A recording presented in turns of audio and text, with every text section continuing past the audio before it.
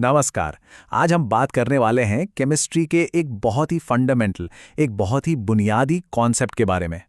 अच्छा, कभी ऐसा सोचा है कि हमारी जो एसिड और बेस की समझ है, वो एक तरह से एक फैलते हुए यूनिवर्स जैसी है? मतलब जैसे जैसे समय बीता, ये और भी बड़ी और गहरी होती चली गई। तो चलिए एक बड़े ही दिलचस्प सवाल से शुरुआत करते हैं। सोचिए, एक नींबू, एक कार की बैटरी और किचन में रखा हुआ बेकिंग सोडा, इन तीनों बिल्कुल अलग अलग सी दिखने वाली चीजों में आखिर कॉमन क्या है? सुनने में शायद अजीब लगे, पर इन सब का जवाब एक ही जगह छिपा है, एसिड बेस केमिस्ट्री में। हाँ, तो इसका जवाब केमिस्ट्री में है। और आज हम लोग एसिड या अम्ल की परिभाषा के एक सफर पे निकलने वाले हैं। देखेंगे कि कैसे एक बहुत ही सीधे साधे आइडिया से शुरू होकर ये केमिस्ट्री के सबसे जरूरी सिद्धांतों में से एक बन गया। तो चलिए शुरू किया जाए।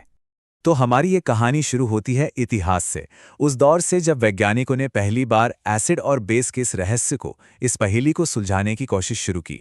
देखिए, सबसे पहले 1776 में लेवोजियर ने एक आइडिया दिया कि भाई हर एसिड में ऑक्सीजन तो होता ही है। फिर कुछ साल बाद 1838 में लीबेग आए और उन्होंने कहा नहीं, ऑक्सीजन नहीं बल्कि हाइड्रोजन जरूरी है। और इन्हीं शुरुआती विचारों ने, इसी बहस ने 1884 में आने वाले पहले मॉडर्न सिद्धांत के लिए एक तरह से स्टेज तैयार कर दिया। और फिर एंट्री होती है स्वैंते अरहेनियस की। उन्होंने एक बहुत ही सिंपल, बहुत ही सीधा साधा नियम दिया।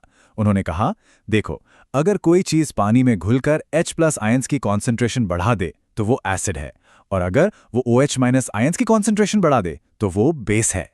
बस इतना सिंपल। और ये नियम खासतौर पर पानी में होने वाली रिएक्शंस के लिए सच में गेम चेंजर साबित हुआ। हाँ, और ये वो क्लासिक रिएक्शन है जो हम सब ने स्कूल में पक्का पढ़ा होगा। हाइड्रोक्लोरिक एसिड और सोडियम हाइड्रोक्साइड, जब ये मिलते हैं तो बनता है नमक और पानी। ये जो न्यूट्रलाइजेशन रिएक्शन है ना, इसे अरहेनियस की थियरी एकदम परफेक्टली समझाती है। लेकिन कहानी में एक ट्विस्ट था, एक प्रॉब्लम थी। अरहेनियस की ये जो परिभाषा थी, ये सिर्फ और सिर्फ पानी में ही काम करती थी। अब सवाल ये उठा कि उन रिएक्शंस का क्या जो पानी के बिना होती हैं? क्या वो एसिड बेस रिएक्शंस नहीं हैं? और बस इसी एक सवाल ने एक नए और ज्यादा बेहतर सिद्धांत के लिए दरवाजा खोल दिया। तो अब जरूरत थी कि साइंस पानी की इन बाउंड्री से बाहर निकले। और सच कहूं तो यहीं से एसिड और बेस की कहानी और भी ज्यादा इंटरेस्टिंग हो जाती है। फिर आया साल 1923 और दो साइंटिस्ट, ब्रॉन्स्टेड और लॉरी, एक नया कॉन्सेप्ट लेकर आए। उन्होंने कहा, अरे पानी को भूल जाओ, एसिड और बेस का सारा खेल तो बस प्रोटॉन यानी H+ आयन के लेन देन का है। मतलब एसिड वो है जो प्रोटॉन डोनेट करता है और बेस वो है जो प्रोटॉन एक्सेप्ट करता है। कितना सिंपल और कितना पावरफुल आइडिया था ये, है ना? और इस नए आइडिया से ना अमोनिया जैसी चीजों का बिहेवियर समझना एकदम आसान हो गया, जिसे अरहेनियस की थ्योरी नहीं समझा पा रही थी। यहां देखिए क्या होता है। पानी एक एसिड की तरह काम करता है और अपना प्रोटॉन अमोनिया को दे देता है, और अमोनिया एक बेस की तरह उसे एक्सेप्ट कर लेता है। इसी लेन देन से बनते हैं कॉन्जुगेट एसिड बेस पेयर्स। ये हमारी समझ को अरहेनियस की दुनिया से कहीं कहीं आगे ले गया। तो ये एक बहुत बड़ा लीप फॉरवर्ड था, इसमें कोई शक नहीं। लेकिन केमिस्ट्री तो बहुत बड़ी है ना, इसमें ऐसी भी रिएक्शंस होती हैं जहां प्रोटॉन का कोई लेना देना ही नहीं होता। तो क्या क्या वो एसिड बेस रिएक्शंस नहीं है? जाहिर है इस सवाल ने एक और भी ज्यादा ब्रॉड, एक और भी ज्यादा जनरल डेफिनेशन की जरूरत पैदा कर दी। तो अब हम पहुंचते हैं उस मॉडल पर जो सबसे ज्यादा जनरल, सबसे ज्यादा ब्रॉड है। एक ऐसा मॉडल जो अपने से पहले आए सभी सिद्धांतों को अपने अंदर समा लेता है। और मजे की बात यह है कि उसी साल 1923 में ही एक और साइंटिस्ट, G.N. लुइस, एक बिल्कुल ही अलग एंगल लेकर आए।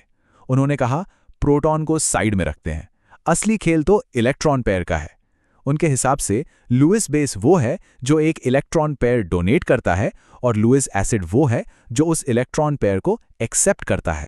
चलिए इसका एक उदाहरण देखते हैं। बोरॉन ट्राइफ्लोराइड और फ्लोराइड आयन के बीच का ये रिएक्शन। यहां देखिए, कोई प्रोटॉन इन्वॉल्व नहीं है, दूर दूर तक नहीं। फिर भी ये एक एसिड बेस रिएक्शन है। कैसे? क्योंकि फ्लोराइड आयन अपना इलेक्ट्रॉन पेयर Bf3 को डोनेट कर रहा है। इस तरह की केमिस्ट्री को एक्सप्लेन करने की ताकत सिर्फ और सिर्फ लुईस की थ्योरी में ही थी। तो अब अगर इन तीनों थियोरीज को एक साथ देखें तो एक बड़ा ही इंटरेस्टिंग पैटर्न नजर आता है। हर नई थियोरी पिछली वाली से ज्यादा जनरल है। देखिए, अर्हेनियस सिर्फ पानी की दुनिया में सीमित थे। ब्रॉन्स्टेड लोरी ने इसे प्रोटॉन ट्रांसफर तक फैलाया, जो कहीं भी हो सकता है। और फिर लुइस ने इलेक्ट्रॉन पेयर की बात करके इस दायरे को, इस यूनिवर्स को और भी ज्यादा बड़ा कर दिया। अच्छा, तो ये सब तो हो गई थ्योरी की बातें।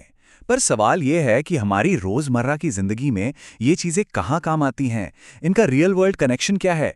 चलिए अब वो देखते हैं।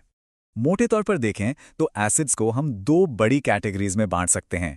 एक तरफ है मिनरल एसिड्स, जैसे सल्फ्यूरिक एसिड।